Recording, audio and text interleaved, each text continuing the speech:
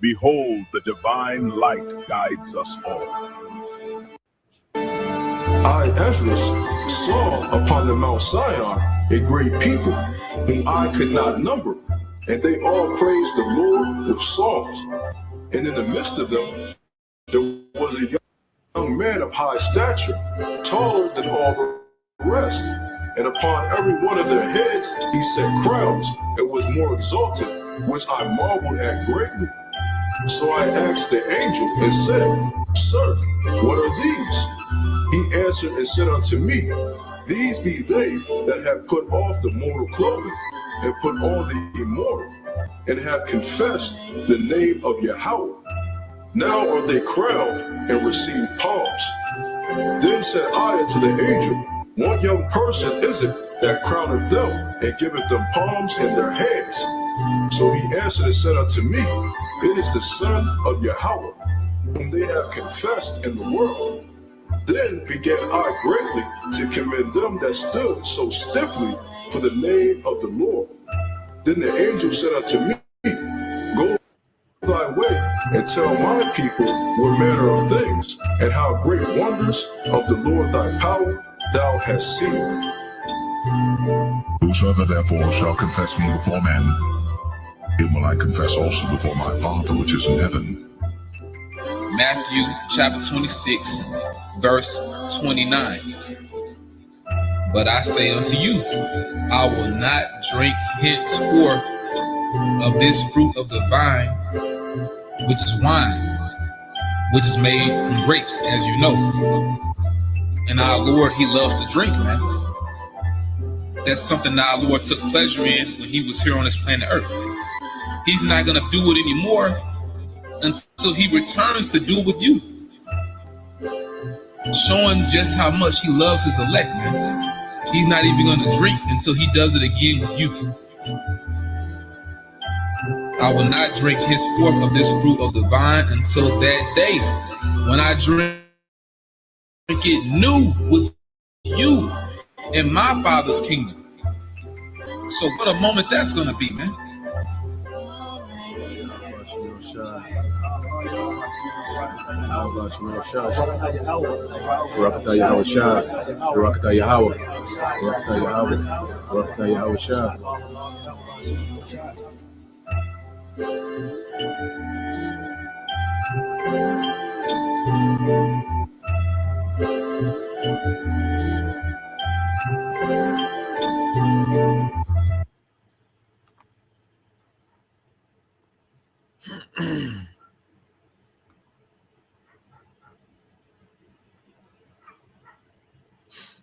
All right, Shalom. First and foremost, I would like to give all praise and glory unto Yahawah, Bahashem, YAHAWASHI, Bahashem, Makakwadash. Double honors unto the apostles and the elders of GMS who rule well, teach well, being great examples for his younger brothers. And peace and blessings and salutations to the hopeful lake out there, pushing his word in truth and in sincerity. In the name of Yahweh Bashem Yahawashi, pushing to get up out of here. Shalom to the hopeful lake, the believers, the listeners, whom have came back to the obedience of the scriptures through faith in Yahweh Bashem Yahawashi. All right. And what I want to get into, today, all right, dealing with how Yahawashi is up next. All right. And we're living in the transition, okay, from the kingdoms of this world to the kingdom of Yahawashi. Okay, and what we see now, what the scriptures say, the nations are mad. There's a lot of, tension, between the nations. There's a lot of confusion. Okay, they're trying to establish this new world order, beginning with Esau, Edom. Okay, but there's a lot of infighting. Okay, and what we're seeing, okay, is the biggest power vacuum ever. Okay, is about to be created in the planet Earth, and Yahawashi is going to fill that power vacuum. Okay, because these nations, the Lord has these nations on the path to go to war with one another. Okay, and at the same time, he's raising up a remnant. Okay, to rule with Yahawashi, because Yahawashi is up next. Okay, and he's up forever. You see, we're coming into a rulership that doesn't end. All right. Every other rulership before this had a beginning and an end. This is that everlasting rulership spoken of in prophecy, man. And we're in that time, what a beautiful time to be alive during the transition into that rulership. Okay. So let's go here. Let's go to the book of Psalms, chapter 50. And I got a video I want to get into as well. But this Psalm chapter 50 and verse 20 says, Thou sittest and speakest against thy brother, thou slanderest thy own mother's son. Okay? Because Esau's rulership, a major part of this man's rulership is based off deception. Okay? And the way that he, has marketed the tribes to the world as if the tribes was the most inferior people on the earth. Like we were just inherently criminals, inherently violent, inherently deadbeats, the women, inherently just, hoes and low level, etc., etc. Okay. This man spent a lot of money, resources and time, marketing us to the world as inferior. 3/5 of a man, his scientific racism. Okay. Now through enchantments and social engineering, over the years, all right, a lot of our people, you do have a portion of our people that fulfill those stereotypes that this devil, pushes to the world. Okay, but that's not the end all be all to us as a people. For the longest he marketed, he markets, the worst of our people, okay, as a standard for, us as a people. You see? But what's happening and what this devil hates more than anything, that there's a remnant, okay, that has awakened and came back to our power. Okay, that's beginning to rehearse the righteous acts, call on the names, okay, of the Heavenly Father Yahweh through his only begotten Son's name, YAHAWASHI. Okay, and this is what this devil has no answer to, man. Okay, because when he makes his move, that's when things are going to drastically, all right, go left for this devil. Okay, he's gonna be allowed, to martyr some. Okay, but then there's going to be an intervention. Okay, the Lord's going to intervene in a major way. Okay, so for the longest the devil, has been able to, run the earth in wickedness. He's been able to prosper in the wickedness, enchant people, lie, deceive, do what he want because he had the resources and military might to do so. So this man's been able to do what he want for all this time, and now it's slipping. All right, this nigga is slipping, man. So you read Psalms 50 and 21 says, These things hast thou done, and I kept silence. Thou thoughtest that I was altogether such as one as thyself, but I will reprove thee and set them in order before thine eyes. Okay, so we're being set in order right before the devil's eyes, and we're being set in order. And what as we're being set in order, the Lord is putting the Spirit on us to reprove this man. Okay, and tell him by himself why we're being set in order, man. Okay, so Esau, Edom, he's at the end of his rope. This is the end of the road for the devil, man. Okay, and he's been told by himself right before, he's judged, man, because we're the mouthpiece. The prophets are the mouthpiece of YAHAWASHI. Okay, and the Lord is pronouncing judgment on this devil and calling him out at every turn. Okay, so what's happening now? Let's go here. Let's get this in Jeremiah 50. It might be 51. Might be 51.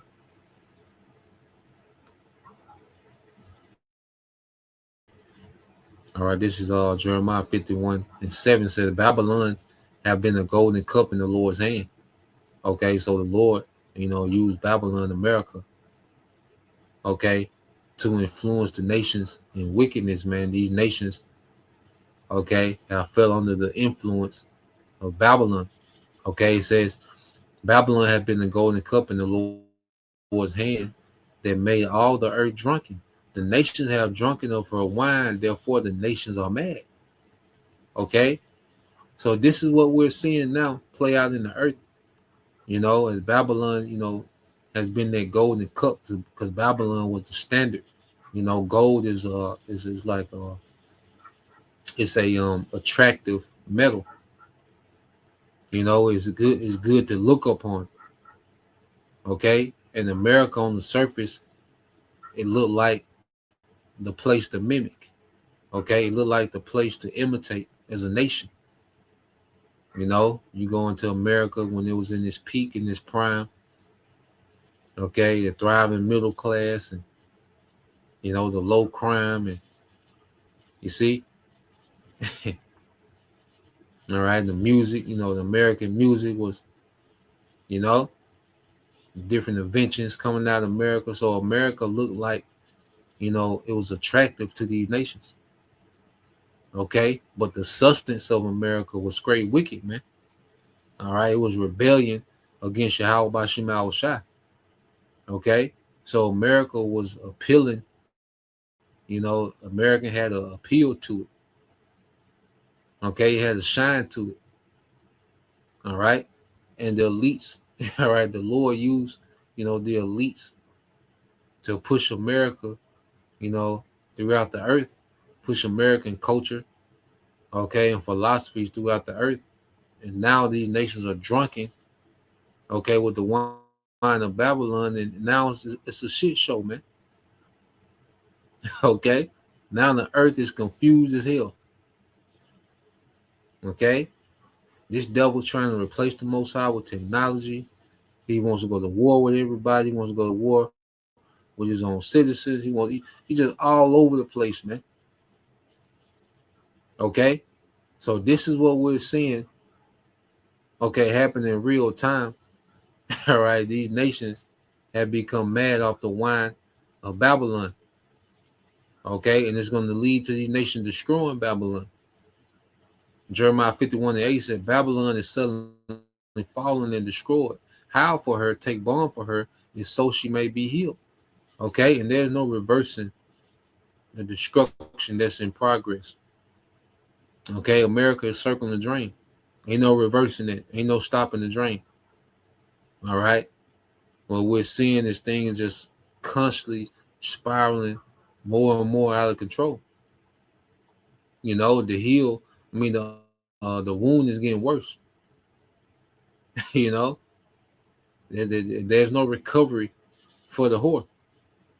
Okay, verse 9 it says, we will have healed Babylon, but she is not healed. Forsake her and let us go every one into his own country, for her judgment reaching unto the heaven and lift up even to the skies, man.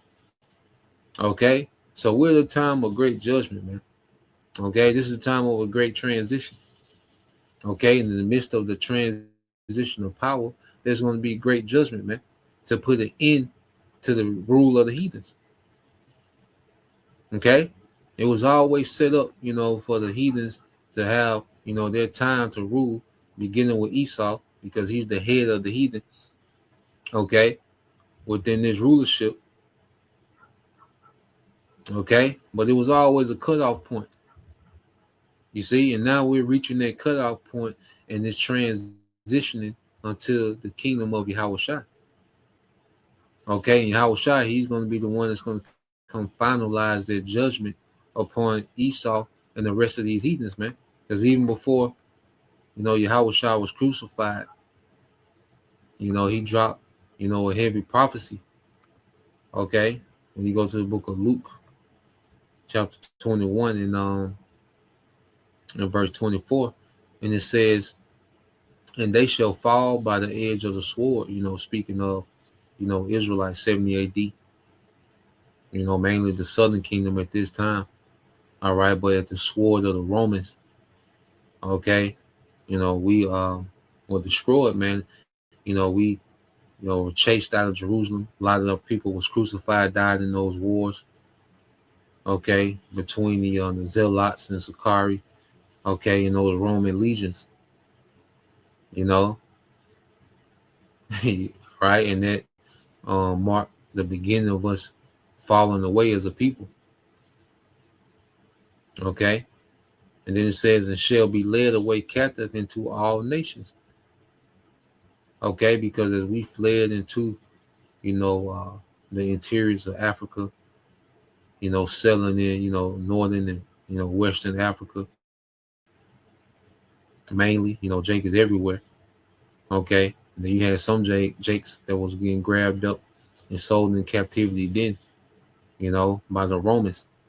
Okay, but eventually we had the transatlantic slave trade that would take a lot of Jake, west, to the New World, and then you had the sub-Saharan slave trade that would take Jake east, and be scattered, towards the east. All right, the eastern hemisphere, and eventually, as the scripture said, we will be scattered throughout the four winds, north, east, south, and west, man. And it's beginning with the starting point of Jerusalem. You see, we will be scattered every direction from Jerusalem, man, as a punishment for disobedience. Okay? But now, guess what? We're at the end of that. We're at the end of that punishment. Okay, in the beginning of our blessing. And Esau, he's at the end of his rulership and the beginning of his punishment, man. And we're going to get that. And it says, "And shall be led away captive into all nations, and Jerusalem shall be trodden down of the Gentiles until the times of the Gentiles be fulfilled." Okay, so it was always a time limit, okay, on these heathens being in power. Okay, and their time for being in power is linked exactly, all right, to our time of being in captivity. Okay, so as we're coming out of captivity, they're going in it. They're going into captivity, man. As Esau is falling out of rulership, Jacob is rising into rulership, man. Okay, and let's get this in the book of Lamentations. All right, then we'll play this quick video I got. This book of Lamentations. All right, chapter 4.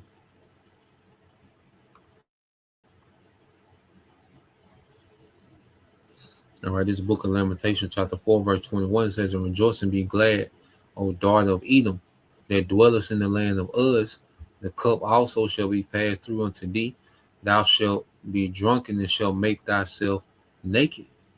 Okay, so we're seeing, all right, Esau, Edom becoming naked, man. He's becoming bare. Okay, what this man is really about, who he truly is, his true nature. Okay, he's being put out there, man. People are seeing his hypocrisy. Okay, people are seeing that this man is just, he's just bloodthirsty, man. Okay, the people are seeing, how, the wealth distribution is just terrible, man. And the way this man, hoards the resources to himself. Okay, the wealth to this small percentage while everyone else is catching hell. All these systems are rigged. Everything's a lie. So this devil, everything about this man's kingdom, this wicked empire, is being made bare. The Lord is making this man naked, man, exposed. And it begins with the ministry of the prophets. Okay, and you have other platforms. Okay, but it began with what? The prophets exposing this man. Okay, so the scriptures are telling this man to rejoice and be glad, because this is it for the devil, man. This is it. And he can't reverse it. He's doing everything he can to fight up against it. Okay, and he really wants to establish this new world order, man. So expect this man to do something drastic, man. Okay, because this man, he's behind the 8 ball every second. You see. But then you read verse 22, it said, "The punishment of thine iniquity is accomplished." Okay, so as our punishment is being accomplished, is being ended, okay, his punishment is beginning. You see, it says, "O daughter of Zion, he will no more carry thee away into captivity." Man, this is it. This is the last heathen rulership, and this is our last captivity, man. Oh, what a time. Oh, what a time, man. You see, we finna live, man. We finna get everything's gonna be in righteousness, man. And it's gonna be with YAHAWASHI. YAHAWASHI finna get his glory, man. The Heavenly Father, they finna get their glory in the earth, man. Okay, the fear of Yahweh, why YAHAWASHI is about to be renewed in the earth, man. You know, and Lord will, we get to partake in that glory, man, that's coming to the earth from the Heavenly Father through YAHAWASHI. Okay, it says he will visit thine iniquity, O daughter of Edom. He will discover thy sins. Okay, and this is the man of sin. This is the man, okay, that has, led a great rebellion against righteousness in the earth. Okay, and now the Lord has transitioned the kingdom right from under this nigga, man. Okay, so let's go here. I want to play this clip real quick.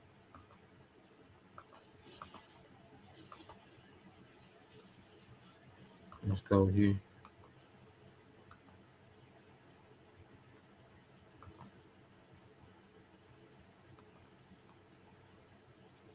Yeah, this nigga Trump finished, man. You know, this nigga is woe out, man. Okay. Like he lost some weight, man. Stretched the hell out. Suit baggy as hell, man. He out of there, man. Look at this nigga, man. And it's beautiful, man. It's beautiful to see Esau lose, man. Okay. So let's play this. Lastly, we have another executive order that President Trump signed relating to independent agencies.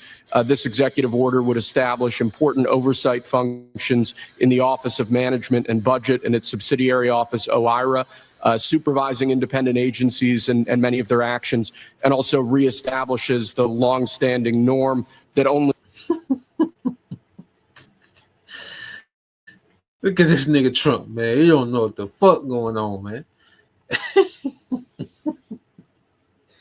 He looking like all this is new to him, man. He don't know what the fuck going on, man. Look how Trump look at this nigga, man. You know, this is my pastime, looking at these devils lose it, man. Look how Trump look at this nigga, man. And agencies and many of their actions, and also reestablishes the longstanding norm that only the president or the attorney general can speak for the United States when stating an opinion as to what the law is. Thank you very much, Will. That was the primary purpose of this conference. Is there anything that could stop you if you wanted to? Yeah, there's one thing, my own morality, my own mind. It's the only thing that can stop. And that's very good. I don't need international law. I'm not looking to hurt people. Do you feel your administration needs to abide by international law on the global stage? Yeah, I do. I do. But it depends what your definition of international law is. You mean in Greenland? That's because you needed them at the time. In the 1951 agreement, though, it says the United States can reopen these bases anytime you want. You can send as many troops as you want, and you haven't done it. How come? Because I want to do it properly. And properly means own it? Really, it is. To me, it's ownership. Ownership is very important. You know. Why is ownership important here? Because it's what I feel is psychologically needed for success. I think that ownership gives you a thing that you can't do, whether you're talking about a lease or a treaty. Ownership gives you things and elements that you can't get from just signing. All this.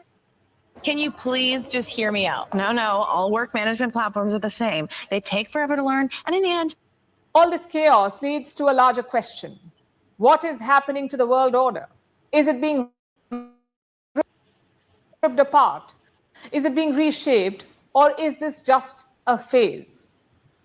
What's happening now is not unprecedented. World powers have always disregarded international law. The difference? How Donald Trump is phrasing it. There is no pretense of following the law. There is no excuse for justification. Trump is owning his violations and recklessness. Look at his recent comments in an interview. I don't need international law. I'm not looking to hurt people. Yeah, there is one thing, my own morality, my own mind. It's the only thing that can stop me. And this is dealt with the peak of his pride. And it's beautiful, you know, because he's just a mouthpiece, okay, of this new world order, okay, in the West. All right, but this is how the elites. So if Trump is this proud, you can imagine the pride that's on the elites because he's the dude boy. Okay, they probably slapped that nigga around, behind the scene. Okay, so this nigga is this proud. How proud do you think these elites are, man? And this beautiful, man, because we know pride goes before destruction, man. Okay, so we need these devils, beginning with these elites, at the peak of their pride, man. Okay, because that's going to usher in that judgment. It's ushering in their end, And she's talking about what is this? The world order being reshaped. It's being transitioned. This order is done. This current world order and this new world order Esau is trying to bring about, all of it is finished. Okay, Esau's plan for a new world order gonna be extremely short-lived, man. Okay, YAHAWASHI is coming to bring a complete end, okay, to this double so-called new world order that he's trying to pull off, man. That he's trying to get off the ground, and he's catching hell. So Trump says international law cannot restrict him. Then what can? His own... YAHAWASHI. Who can make war with the beast? Well, we got the answer, YAHAWASHI. We'll get those precepts. That's who's going to make war with the beast is YAHAWASHI. Okay? And like he said, his own morals. Well, your morals, according to your morals, because you don't have any morals. You're immoral. Okay? And according to your immorality, okay, you're condemned. And there's a judgment coming for your immorality. Okay? So in the sense, he's right. His morals are going to stop. His lack of morals, that's what's going to stop his ass, because it's going to warn a judgment, okay, from YAHAWASHI, man, our righteous power, So let it play some more. Morality, according to Donald Trump. Secretary Hegseth, sir, a memo circulating on social media details the establishment of a National Guard response force that's going to be trained in crowd control and civil unrest and deployed in all 50 states by April of 2026. Can you verify the authenticity of that memo, and do you have any more information on the operations? I'm not going to answer particulars on something that may be in the planning process, but we definitely do have multiple layers of National Guard response forces, whether it's in each state, whether it's regionally, whether it's Title 10 active duty, whether it's Washington, D.C. We've got a lot of different ways that constitutionally and legally we can employ Title 10 and Title 32 forces, and we will do so when necessary. Are you concerned that Trump might be elected again shortly? I think it's very likely. And if it happens, it is likely to be the kind of like the death blow to what remains of the global order. And he says it openly. Now, again, it should be clear that many of these politicians, they present a false dichotomy, a false binary vision of the world, as if you have to choose between patriotism and globalism, between being loyal to your nation and being loyal to some kind of, global government or whatever. This is the new reality. If Trump wants Venezuela's oil, he will take it. If Trump wants Greenland, he will take it. Some leaders have criticized this new equation, like French President Emmanuel Macron. We are evolving into a world of great powers with a real temptation to divide the world amongst themselves. The United States is an established power, but one that is gradually turning away from some of its allies and freeing itself from the international rules it was still promoting until recently. So what's the way forward? Macron wants us to reinvest in multilateralism. He wants us to double down on the United Nations. I don't think Macron will find many takers. The UN stock is at its lowest in decades. They couldn't stop the war in Ukraine. They could not stop Israel's war in Gaza. They could not stop the US attack on Venezuela. And they certainly cannot do anything about Greenland, the United Nations. Do you know why? Because the UN was built on two assumptions. One, that world powers would act responsibly. And two, that globalization would unite the world. The UN is a joke, okay? The UN is an absolute joke. And all the UN is a place where these nations gather together to cry about what the small hats in America is doing. Okay, because no one breaks more international law than the small hats. Okay, in the United States. Okay, and the UN is a joke. They don't enforce anything, and see, these nations know that. Okay, these nations, these power nations. Okay, Russia and China. The Lord is putting the spirit on them to do what they gotta do. Okay, because there's no way to deal with America diplomatically, to deal with the small hats diplomatically, man. You know, the Lord has it to where they've exhausted all options, man. Okay, and their last option is going to be war. Okay, because these nations want to go into this new world order. They're all about this one world government, one currency, you know, the digital DPI, double the digital public infrastructure to, you know, govern, okay, their citizens with AI, and you know, these nations are on board with it. Okay, but as they are trying to transition into this new system, America is just wilding out, man. And it's the Lord that's doing. It's the Lord. YAHAWASHI is causing this to happen, man. You know, the elites only control so much. Okay, the elites ain't in the driver's seat of prophecy, man. The elites are a part of prophecy. Okay, so when we deal with, you know, prophecy, the whore will be hated, man. Okay, the whore will be despised, man. Okay, so whatever these devils are trying to pull off, the only thing that is yielding, okay, is the will of YAHAWASHI according to prophecy, man. Okay, let's play this. Both assumptions were wrong. We are seeing the world fracture into many pieces. The US is one piece. Europe used to be part of that same piece, but Washington kicked them out. China is one piece. Russia and Iran are aligned to that piece. Middle powers like India are a different piece. And all of them are floating around with different interests. This is not a new order. It's a churn before the new order. And frankly, it was inevitable. In recent years, the US has been a declining power. Meanwhile, Asian countries surged ahead. They had a younger population and more resources. And the result was this.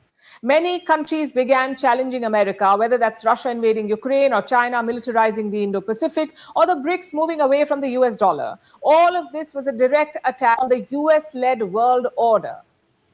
But then came Donald Trump, sort of like a final flare from a dying star. And Trump is here to put America in the grave. Okay, and fully hand America over to technocrats. Okay, that's what America. He came, his character. All right, you know, placated to, you know, the American working class, and you know, being this conservative, you know, Edomite Christian. Okay, this Edomite supremacy. Okay, that's his character that placate to that. Okay, but the real agenda is to distract during this controlled demolition of America, man, to distract you with some type of revival of America. Even with this whole, you know, incident with Venezuela, it was supposed to be a showing of America power and dominance in the earth. Okay, but you see, that was short-lived. All right, and now it's time for another gimmick, man. So it's gonna be gimmick after gimmick, lie after lie. Okay, to keep you people distracted, you know, arguing back and forth, divided. Okay, and all this devil is doing is distracting. Okay, during this controlled demolition, okay, of America, man.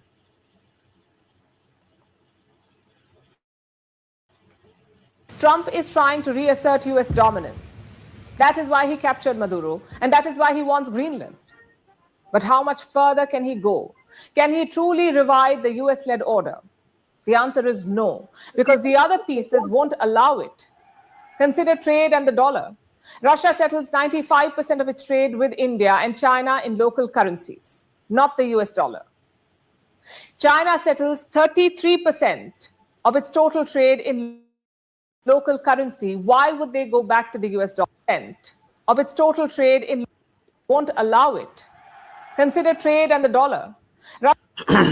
Yeah, and I just want to look at this picture. You know, you got China, Russia, and India, you know, going into the kings of the East. Okay. All right, there's going to come west to wage war. You know, so these countries that have made these economic alliances, well, these economic alliances naturally are going to be military alliances, man, because you need strength to protect your interests.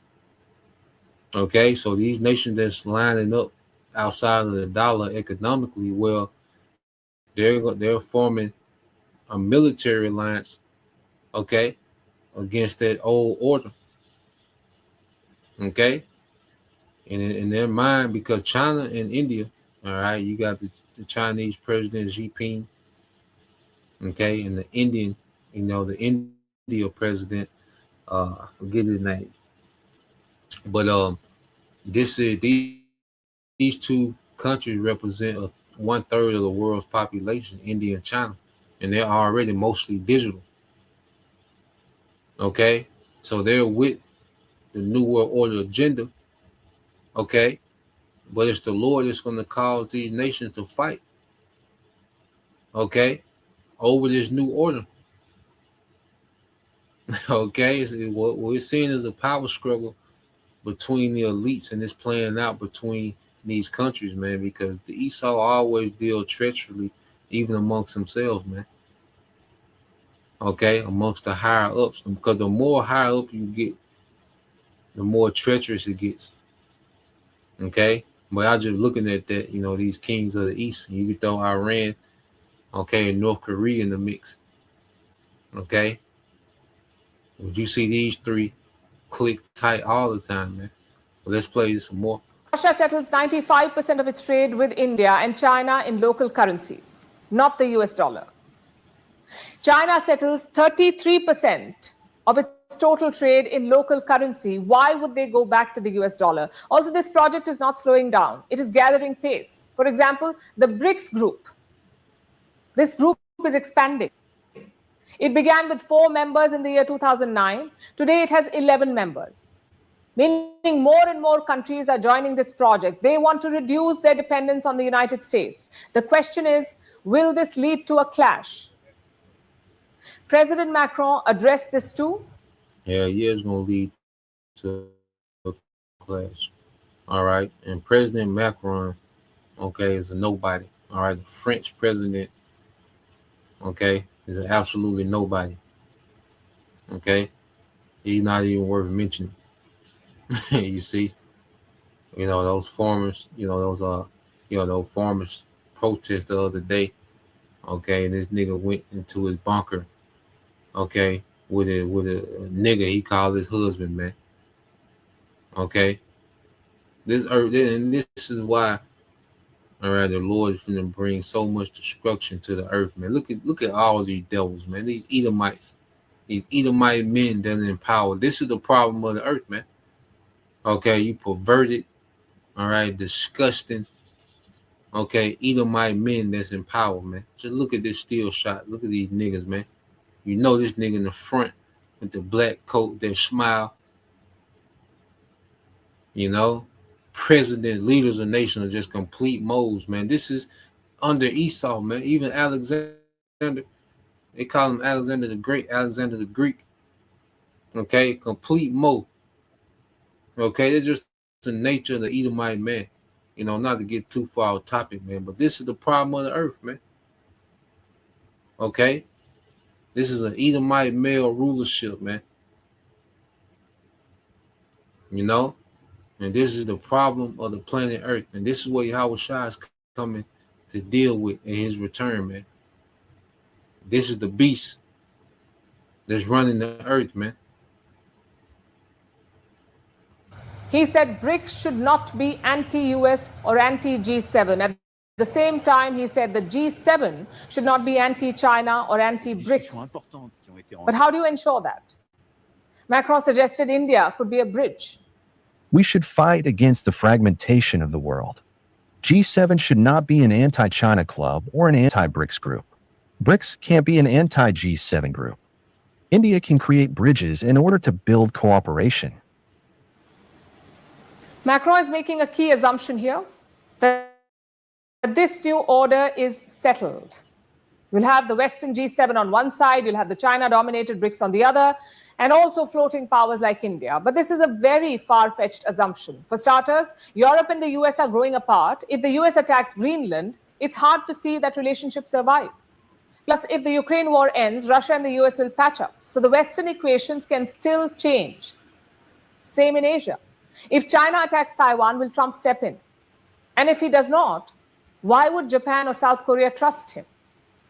So like I said, this is not a new order. This is the churn before a new order, and Trump did not trigger this churn. He's just making it more violent and more brazen. But what should countries like India do? Said this is a turn before a new order, and she's right. But it's just not the new order. Because, see, it's confusion. Okay? You just hear her talk, and it's confusion. Nobody really, you know. You see, you got, the BRICS, and you got, the WHO, you got the wealth, you got, it's just a bunch of confusion, man. Okay? You got a technocracy rolling out, It's just a bunch of confusion, man. And YAHAWASHI is coming to bring an end to this shit show called the rulership, man. Okay? Simply put, strengthen yourself.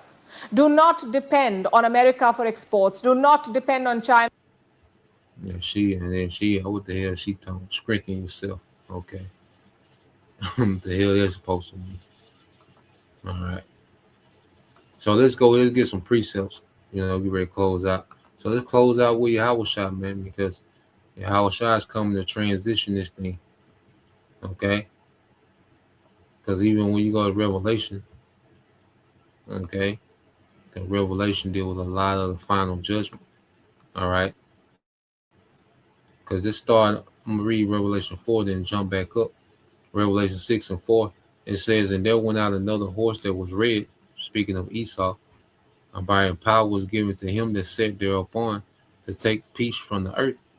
So this current world order is Esau in this power. He's the man on the red horse. This is Esau's power structure. Okay? And within his power structure, he was given, an assignment to take peace from the earth. This is what Esau was meant to do, take peace from the earth, man. And we're going to appreciate peace so much, in the world to come. And even now, as the Most High, through YAHAWASHI, he gives us, a portion of peace on this side, because the Most High is all about balance. We appreciate it, man. Peace is, that's why, one of the things that, in the truth that you can value more than anything is peace. Because we live in the rulership that was assigned to take peace from the earth. Okay? But the only peace we have is in YAHAWASHI. Okay? And that makes us, cleave to him in these times. Okay? Because there's no peace of mind. There's no true peace of mind outside of YAHAWASHI. Okay? Everything else is temporal, fragile. Okay? Fleeting. It's up and down. Okay? But within YAHAWASHI, man, there's a stable peace of mind. Okay? And then we appreciate that, But this devil was given the assignment to take peace from the earth. It says that they should kill one another, and there was given unto him a great sword. Okay? So the devil has been given this great sword, and with it, what had these devils done? Because even you go into World War I, there was Edomites killing other Edomites on mass scale for dominating, the earth, man. World War II, same thing. Edomites, all right, Edomite governments fighting over control, all right, of the world. Okay? And after World War II, America came out on top according to prophecy. All right, that little horn. Okay? And ever since then, it's just been a weapons race building up to this third world war for them to fight again. Okay? But in the midst of that fighting, them fighting each other, Yahawashi is going to come in this shit, man. Okay? Yahawashi is going to come in this shit once and for all. That's why you go Revelation 6:2. And I saw and behold a white horse, and he that sat on him had a bow. Okay? And this is Yahawashi on that chariot. Okay? That white horse, that fathership. Okay? Pure power. Okay? And he said he had a bow, which let you know he's coming for war. And a crown was given unto him. And a crown was given to him by his father. The authority has been given to him by the Father to do what? And he went forth conquering and to conquer. So Yahawashi is coming to conquer. Okay, this whole system. You see, and he's going to put an end. That's why there's going to be no more wars within the rulership of Yahawashi. Okay, let's get a few more judgments on scriptures. And then we're going to prove that. So let's go back to Revelation. Let's get to Revelation 19. Okay, Yahawashi up next, man. This is done. This the time of the heathen and all the back and forth and the confusion that they have going on within their rulerships, man. This is over with, man. Okay, the Prince of Peace is coming back to conquer in righteousness, man. Okay, and America's at the top of the list in judgment. Revelation 19:2 said, "For true and righteous are his judgments, for he have judged the great whore, which did corrupt the earth with her fornication, and have avenged the blood of his servants at her hand." Okay, so we're getting ready to see. All right, Yahawashi deal with America directly, man. Those chariots are going to be pushing a lot of fire along with the missiles into America, man. Judging the whore. Okay, and American military gonna get their work overseas as well. All the military is gonna get their work, man, and the American military gonna get caught up in it. Okay, so Yahawashi is finna judge in righteousness, man, and the whore America is at the forefront. Because remember, it said what? She have made the nation, Babylon have been the golden cup in the Lord's hand, which have made the nations drunken and the nations are mad. Okay, so America has influenced the planet Earth in complete wickedness, man. Okay, and there's a judgment for that.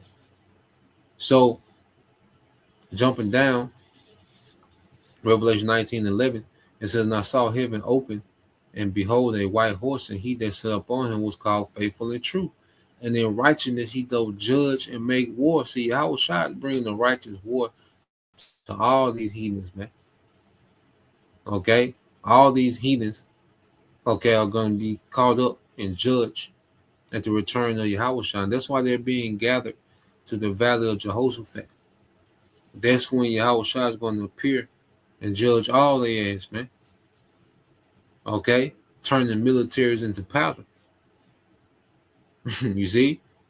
So this war that these small hats finna drag America into is leading to the judgment of all these heathens, man. Okay? America just finna get it the worst because it's behaved the worst. You see, it's been the source of wickedness in the planet Earth. Verse 12 says, "His eyes were as a flame of fire, and on his head were many crowns, and he had a name written that no man knew but he himself." Okay? So on his head were many crowns, symbolizing him taking the rulership from these nations, man. Taking authority from these nations. Okay? We ain't got to try to figure out, what's going to be, what the New World Order going to look like. It's going to be Russia and China at the front. What Iran role going to be? What's India? India got this, all these, they got more, young adults than anybody and resources. We got to try to figure that out, man. Okay? And Yahawashi up next, man. And it's going to be in righteousness. And he's coming to take the crowns from amongst these heathens, man. The authority from amongst these heathens. Okay? Verse 13, it says, and he was clothed in a vesture dipped in blood, and his name is called the Word of the Most High.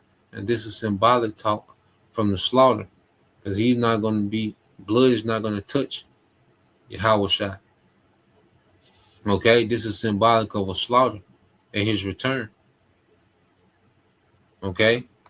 And YAHAWASHI coming back as a God of war, man. Okay? Verse 14, it says, and the armies which were in heaven followed him upon white horses, which are the other chariots, the host. Okay? And this is going to be the completion of the transition when YAHAWASHI and the heavenly host, okay, when they invade the earth in righteousness, man. You know? And ultimately is the rightful king coming home. All right, YAHAWASHI. You see, it's Earth's rightful king coming home. Okay? And he's coming home with righteous judgment. You see? It said, clothed in fine linen, white and clean, and out of his mouth goeth a sharp sword, that with it he shall smite the nations, and he shall rule them with a rod of iron, and he treaded the winepress of the fierceness of the wrath of the Almighty power. You know, so he's coming with the anger of the Father. And their sharp sword that goeth out of his mouth, that's their fire coming out of the openings of their chariot, man. Okay? Their fire gonna be swinging like a sword coming out their chariot, man. Getting busy, turning these militaries of the heathen into powder. Okay? It says that he had on his vesture and on his thigh, okay, which was on this is his vesture, you know, like those long vests, okay, that noblemen would wear. All right, high-born men will wear those, you know, those long vests.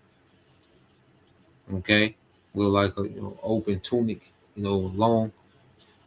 Okay, and on his thigh, okay, which is an embroidery. John seen an embroidery on the vesture of YAHAWASHI. Okay, it said King of Kings and Lord of Lords. Okay, so YAHAWASHI, that's what's next, man. Okay, we ain't scratching our head trying to figure out what this new system gonna look like, you know, bricks and nah, man. YAHAWASHI up next, man. Okay, and the earth is gonna have to check in to a righteous rulership, to their righteous government, okay, of Israel. Is Isaiah 2:1. It says the word that Isaiah the son of Amos saw concerning Judah and Jerusalem. And it shall come to pass in the last days that the mountain of the Lord's house shall be established in the top of the mountains, and shall be exalted above the hills, and all nations shall flow unto it. Okay, so this is the government of Israel, okay, being exalted in the earth, the true government of Israel under YAHAWASHI. Okay, those are first fruits, 144,000, okay, which make up the governing body. Okay, and these nations are gonna have to check in. These nations flowing into it. This is them checking in, okay, to the exalted government. Okay, and said verse 3 says, and many people shall go and say, come ye, and let us go up to the mountain of the Lord, YAHAWASHI, to the house of the power of Jacob, and he will teach us his ways, and we will walk in his paths. For out of Zion shall go forth the law and the word of the Lord, YAHAWASHI, from Jerusalem. Okay, so this is what's next. Okay, a righteous kingdom, the law, statutes, and commandments, the wisdom, true wisdom of the heavenly Father governing the earth, man. Okay, and being enforced by his sons, beginning with, okay, his only begotten son, YAHAWASHI, the firstborn. Okay, verse 4 says, and he shall judge among the nations, and he shall rebuke many people, and they shall beat their swords into plowshares and their spears into pruning hooks. Nation shall not lift those swords against nation, neither shall they learn war anymore. Okay? So this is it. This the war, okay, to end our wars, man. Okay, and this is the war that's going to complete the transition, okay, from the kingdoms of this world to the kingdom of YAHAWASHI. Okay, so yeah, that's the point. Just wanted to tap into that, Lord will, you brothers. All right, and you sisters edified once again. We'll give all praise and glory unto Yahweh, Bahashem, Yahushua, Bahashem, Kakadash, and double honors unto the apostles and the elders of GMS who rule well, teach well, being great examples to his younger brothers. And peace and blessings, salutations to the hopeful. Shalom.